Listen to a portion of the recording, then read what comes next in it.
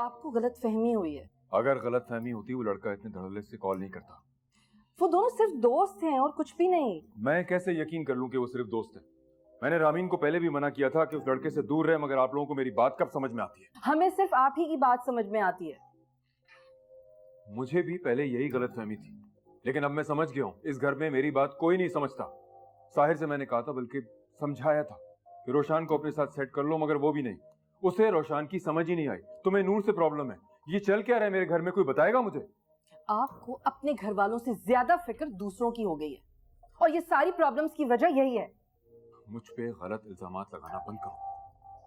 आपको नूर की इतनी फिक्र क्यों है? आखिर क्या रिश्ता है आपका नूर से? हाँ, आपकी बहन है, बेटी है या बीवी है वो?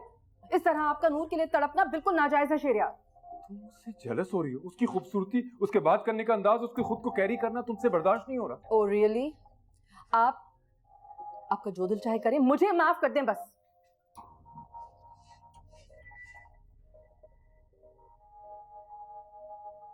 इससे क्या हुआ है?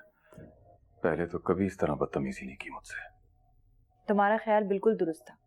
ये सब आंटी की वजह से हुआ है। ना आंटी डैड को बढ़ा चढ़ाकर बताती ना ये सब कुछ होता। तो इनको इतनी आजादी क्यों दी हुई है आंटी ने कि वो तुम लोगों के पर्सनल मामलात में मुदाखलत करे? डैड उनकी हद से ज्यादा साइड लेने लगे, और यही बात हम सबको बहुत बुरी लग रही है। तो इनको समझाओ ना कि इस तरह ना करें। हमारी सारी खुशी बेकार हो गई। कितनी खुश थी मैं तुम्हारी जॉब को लेकर। उनकी वजह से मैं ये खुशी फील भी नहीं कर पा रही हूँ। दिमाग में वही बातें चल रही हैं। तुम इन बातों को इतना सीरियसली मत लो। वो तुम्हारे वालिद हैं। तुम उनको समझाओगी, वो तुम्हारी बात जरूर समझेंगे। इनको आज तक मम्मा नहीं समझा पाई, मैं क्या समझाऊंगी? अच्छा खैर, छोड़ो इन बातों को। ये बताओ, कल हमारी तरफ आ रही हो ना? कोशिश पूरी करूंगी। अगर डैड की तरफ से कोई ऑब्लिगेशन नहीं लगी तो जरूर आऊंगी। ठीक है, सी यू।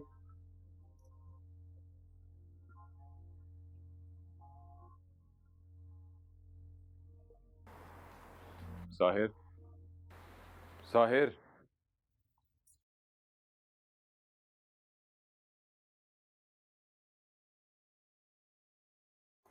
सॉरी, मुझे बुला लिया हो तो डैड। ये तुम क्या हर वक्त दुनिया से अलग अलग होकर तना बैठे रहते हो? क्या मतलब? ये रामीन और फैसल का क्या मामला है? थे गुड फ्रेंड्स आई गेस। वाकई? हाँ, और अगर ऐसा है भी तो उसमें कोई बुराई तो नहीं है। बुराई है। वो किसी भी तरह हमारे लायक नहीं है। वो कभी भी हमारे माहौल में एडजस्ट नहीं हो सकेगा। लेकिन डैड, आप मुझसे क्या चाहते हैं? मैं चाहता तो डायरेक्ट भी समझा सकता था, लेकिन मैं चाहता हूँ तुम उससे बात करो। तुम उसके भाई हो, दोस्त हो। उससे कह दो कि वो फैसल से दूर रहे, वरना उनको अलग रखने के मेरे पास और भी तरीके हैं। आपने मामा से इस बारे में बात की? तुम्हारी माँ के सर पे शैतान सवार है, वो कुछ नहीं सुनती। ऐसी बात नहीं है डैड, मामा कभी गलत नहीं हो सकती।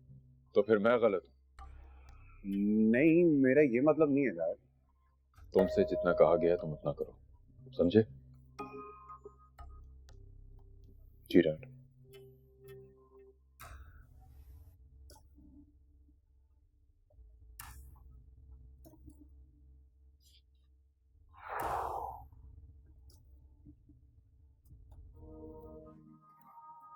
बड़े बड़े लग रहे हो।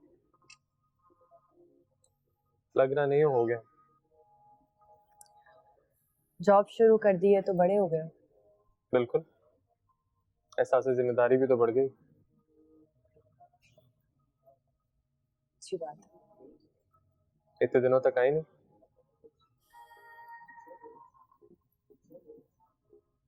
बिजी थी। किन कामों में? क्या लगता है तुम्हारे अलावा मुझे और कोई काम नहीं है? नहीं। बड़ी खुशफहमी है जनाब को। कहो तो दिल का हाल बयान कर दो। जरूरत नहीं है। क्यों?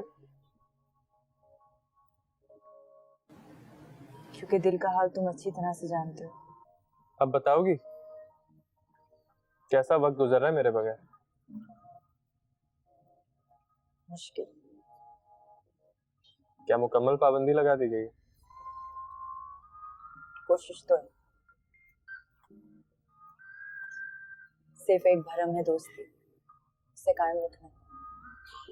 और ये भरम कायम रहेगा। तुम्हें कभी भी खुद की या दूसरों की नजर में गिरने नहीं दूंगा। वादा? मोहब्बत में वादे नहीं, इरादे चलते हैं। तो अब क्या इरादे है तुम्हारे? तुमको पाने का इरादा। इरादे के लिए बुलंद हौसले की भी जरूरत होती है। हौसला बुलंद हो तो इरादे पूरे हो ही जाते हैं।